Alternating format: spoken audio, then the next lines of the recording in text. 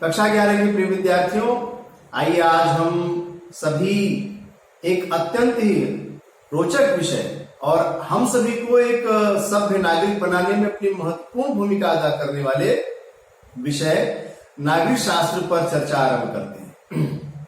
नागरिक शास्त्र विषय मानविकी, जिसे ह्यूमैनिटीज भी कहते हैं, जिसे हम साधारण भाषा में आर्ट साइड कहते हैं। आर्ट साइड का एक बड़ा ही महत्वपूर्ण और जीवंत विषय है। तो ये जो नागरिक शास्त्र विषय है, इसके पाठ्यक्रम के बारे में पहले हम लोग जान लें, क्योंकि जब तक किसी भी विषय के अध्ययन की सीमा निर्धारित नहीं होती है तब तक उसका अध्ययन काफी कठिन हो जाता है, क्योंकि इसमें बहुत सारे विषय समाहित होते हैं, बहुत सारे बिंदु समाहित होते हैं। तो कक्षा 11 के लिए विशेष तौर से माध्यमिक शिक्षा परिषद द्वारा क्या पाठ्यक्रम निर्धारित किया गया है, इस पर चर्चा करते हैं। प्रिय विद्यार्थियों, जैसा कि आप सभी जानते हैं कि कोविड-19 का समय चल रहा है और इस महामारी की वजह से हर कार्य प्रभावित है। खासकर हम लोगों का शैक्षणिक कार्य भी अत्यंत प्रभावित हुआ है। विद्यार्थियों का विद्यालय में आना संभव नहीं हो पा रहा है और काफी कार्य विलंब से चल रहे हैं।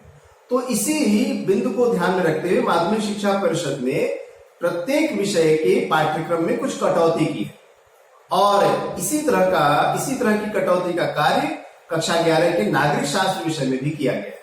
तो नागरिक शास्त्र का जो विषय पहले से निर्धारित था, उसका 30% हिस्सा इस सत्र के लिए लगभग कम कर दिया गया। तो आइए हम लोग देखते हैं कि कक्षा 11 में नागरिक शास्त्र का पाठ्यक्रम क्या है।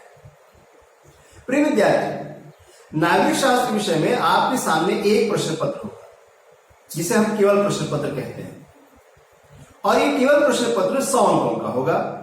ये 100 अंकों का जो प्रश्न पत्र है, इसे आपको 3 घंटे में हल करना होगा।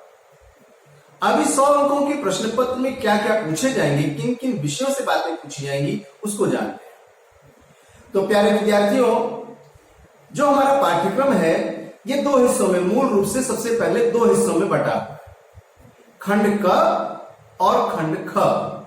खंड क, जिसका नाम भारतीय संविधान, सिद्धांत और व्यवहार है, और खंड ख, जिसका नाम राजनीतिक सिद्धांत है।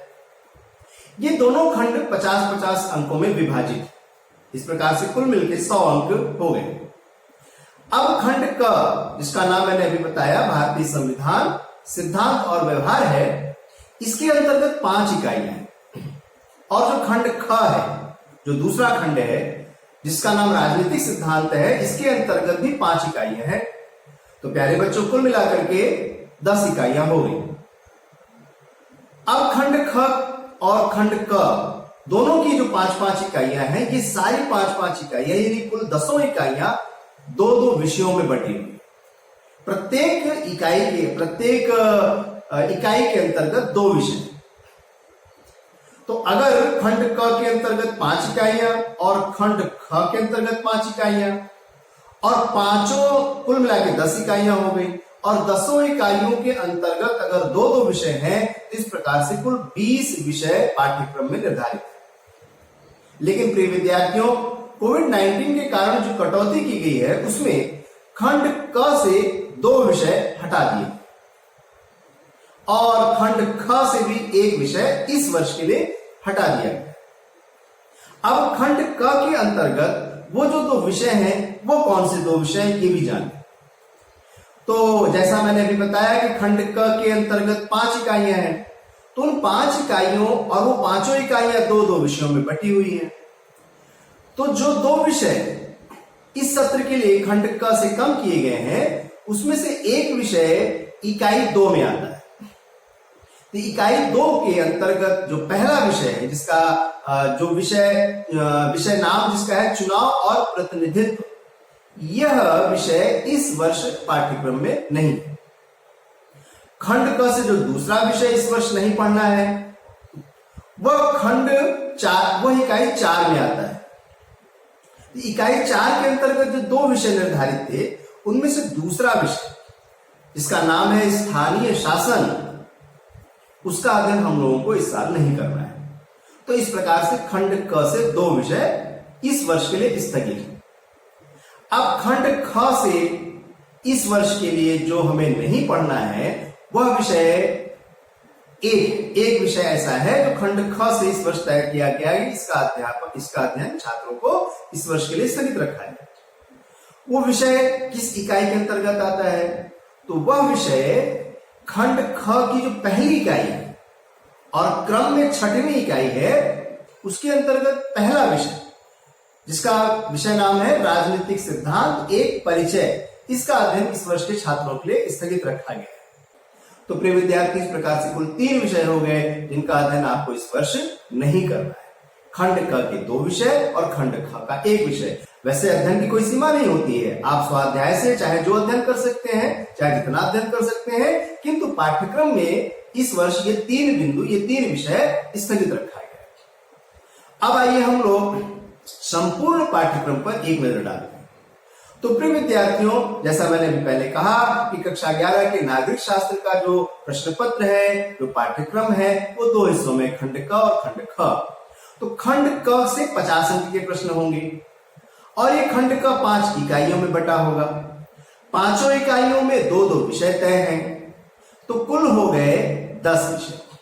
किंतु इन 10 विषयों में से 2 विषय जो मैंने भी बताया, चुनाव और प्रतिनिधित्व और स्थानीय शासन, इन 2 विषयों का अध्ययन इस साल नहीं करना है। इस तरह से खंड क में 5 इकाइयों के अंतर्गत कुल 8 विषयों का अध्ययन इस वर्ष निर्धारित है। खंड ख में 5 इकाइयां हो गई, 5 में 2-2 विषय हो गए, कुल 10 विषय।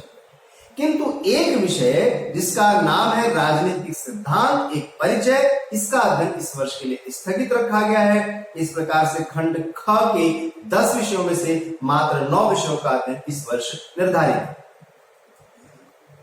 अब खंड क, जिसका नाम दिया गया है भारतीय संविधान, सिद्धांत और व्यवहार, इसके अंतर्गत जो 5 इकाइयां हैं, उनमें जो पहली इकाई है उसके अंतर्गत पहला विषय क्या है? उसका नाम है, पहला विषय जो निर्धारित है इकाई 1 में, वह है संविधान क्यों और कैसे और संविधान दर्शन।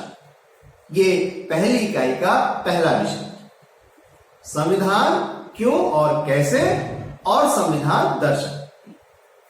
इकाई 1 के अंतर्गत जो दूसरा विषय निर्धारित है, उसका नाम है, या वो विषय है, भारतीय संविधान में अधिकार। भारतीय संविधान में अधिकार। अब आते हैं इकाई 2 पर।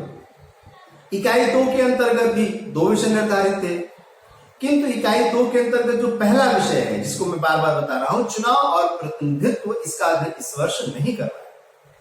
अब इकाई 2 का जो दूसरा विषय है, वह है कार्यपालिका।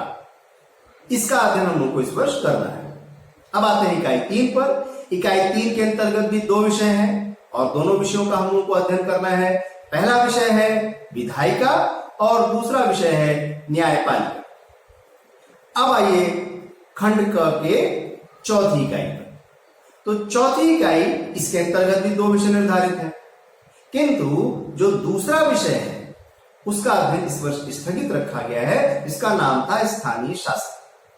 तो केवल एक विषय इकाई 4 के अंतर्गत रह जाता है, जिसका नाम है संघवाद।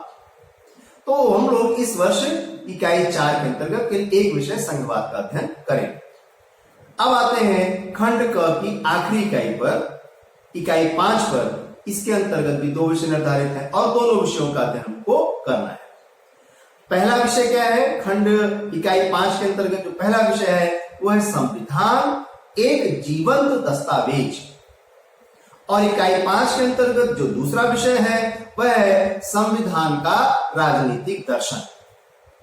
तो प्रिय विद्यार्थी, इस प्रकार से खंड क, जिसका नाम भारत का संविधान, सिद्धांत और व्यवहार है, उसके अंतर्गत 5 इकाइयां थी। इन 5 इकाइयों के अंतर्गत आपको 8 विषयों का अध्ययन करना है, 2 विषय स्थगित। अब इन 5 इकाइयों से 50 अंक के प्रश्न पूछे जाएंगे, यानी खंड क से। किंतु किस इकाई से कितने अंक के प्रश्न पूछे जाएंगे, ये भी परिषद द्वारा निर्धारित है। तो प्रिय विद्यार्थियों, जो खंड क की पहली इकाई है, जिसके अंतर्गत 2 विषय हैं, उन दोनों विषयों से मिलाकर के आपके प्रश्न पत्र में 12 अंक के प्रश्न पूछे जाएंगे। अब इकाई 2 इकाई 2 के अंतर्गत केवल एक विषय साल है कार्यपालिका, और इससे आपके प्रश्न पत्र में 8 अंकों के प्रश्न पूछे। कितने अंकों के? 8 अंक। तीसरी इकाई जो खंड क की है, जिसके अंतर्गत 2 विषय हैं विधायिका और न्यायपालिका, इससे आपके प्रश्न पत्र में 10 अंकों के प्रश्न पूछे जाएंगे। चौथी इकाई जिससे केवल एक विषय इस वर्ष निर्धारित है संघवाद, उससे भी आपके प्रश्न पत्र में 10 अंक के प्रश्न पूछे जाएंगे। और पांचवी और अंतिम इकाई जिसके अंतर्गत संविधान एक जीवंत दस्तावेज और संविधान का राजनीतिक दर्शन, ये 2 विषय हैं। इन दोनों विषयों से यानी इकाई 5 से भी 10 अंक के प्रश्न पूछे जाएंगे। तो प्रथम इकाई से 12 अंक, दूसरी इकाई से 8 अंक और बाकी के तीनों इकाइयों से 10-10 अंक के प्रश्न पूछे जाएंगे। इस प्रकार से कुल 50 अंक के प्रश्न आपके खंड क की 5 इकाइयों से हो गए। तो अगर आप आकलन करेंगे तो क्या पाएंगे कि सबसे महत्वपूर्ण, सबसे ज्यादा अंक प्रथम इकाई से निर्धारित है, नहीं 12 अंक, और सबसे कम अंक दूसरी इकाई से निर्धारित है। इसका आशय कतई नहीं है कि विषय कौन सा महत्वपूर्ण है, कौन सा नहीं। सभी विषय अत्यंत महत्वपूर्ण होते हैं और हमारे भविष्य के लिए लाभकारी। आइए प्रिय विद्यार्थियों, अब हम लोग नागरिक शास्त्र के खंड ख के विषय पर चर्चा करते हैं। खंड ख जिसका नाम है राजनीतिक सिद्धांत। इस राजनीतिक सिद्धांत नामक जो ये खंड ख है, इसके अंतर्गत ही 5 इकाई है। तो जो पहली इकाई यानी 6वीं इकाई, क्रम से 6वीं इकाई है, इस 6वीं इकाई के अंतर्गत 2 विषय निर्धारित हैं। कुल 5 इकाइयां हैं, पांचों में 2-2 विषय निर्धारित है। तो 6वीं इकाई से 2 विषय निर्धारित है। अब वो 2 विषय 6वीं इकाई से कौन से हैं? तो जैसा कि हमने पहले ही बताया कि जो खंड ख है उससे एक विषय इस वर्ष ऐसा है जिसका अध्ययन नहीं करना है। तो जो खंड ख की पहली इकाई अर्थात क्रम से 6वीं इकाई है, इसके अंतर्गत जो 2 विषय निर्धारित थे, उनमें से एक विषय, पहला विषय राजनीतिक सिद्धांत एक परिचय, इस विषय का अध्ययन इस वर्ष स्थगित है। तो इस इकाई के अंतर्गत जो दूसरा विषय बचता है वह है स्वतंत्रता।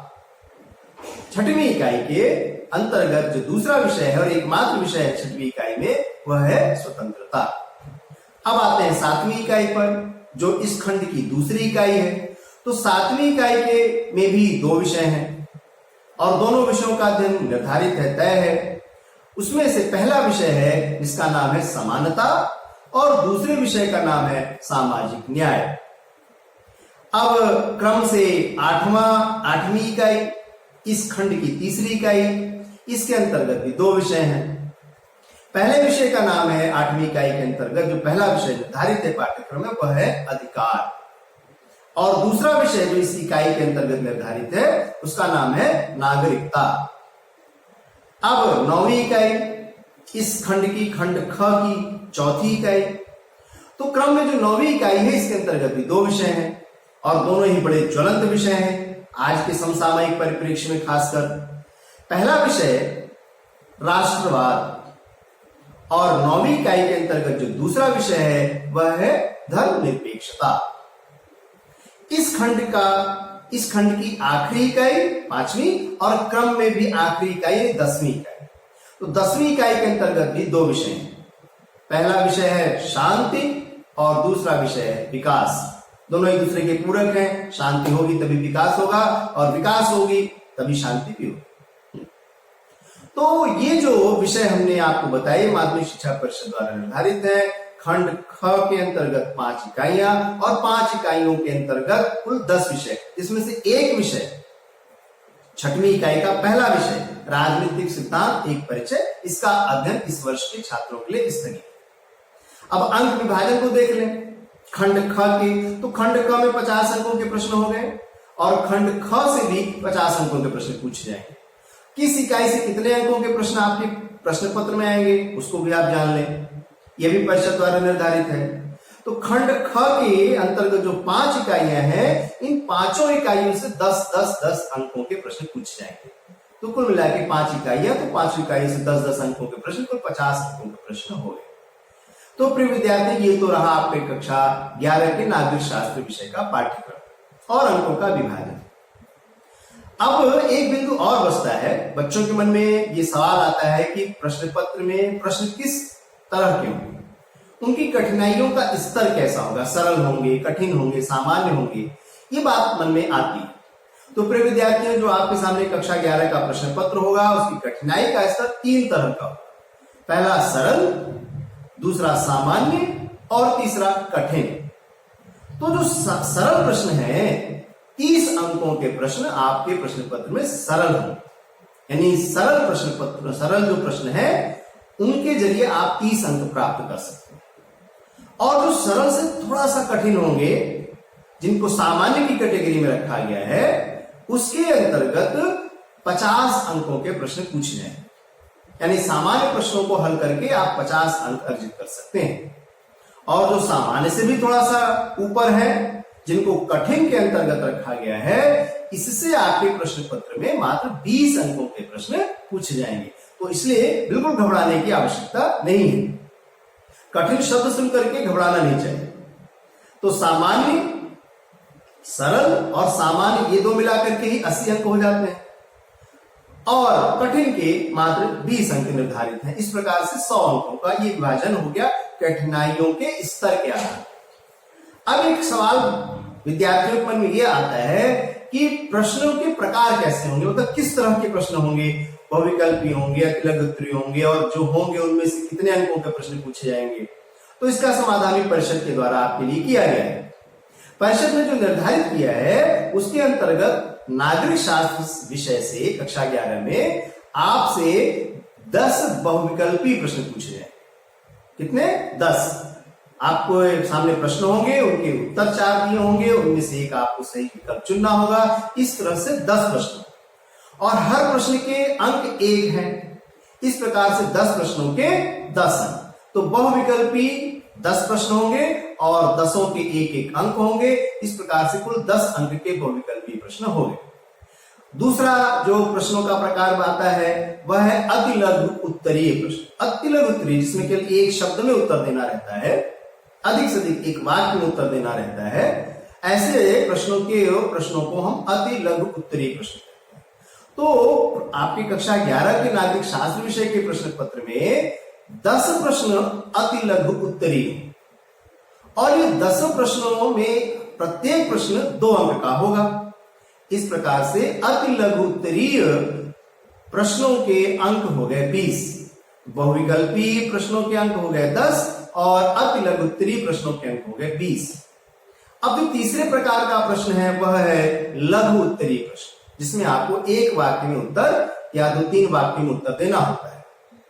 तो लघु उत्तरीय प्रश्न आपके प्रश्न पत्र में 6 प्रश्न आपसे लघु उत्तरीय पूछे जाएंगे, और उन 6 प्रश्नों के 5-5 अंक। इस प्रकार से कुल 30 अंक का लघु उत्तरीय प्रश्न होगा, जिनके उत्तर आपको इन 4 वाक्य में देने हैं।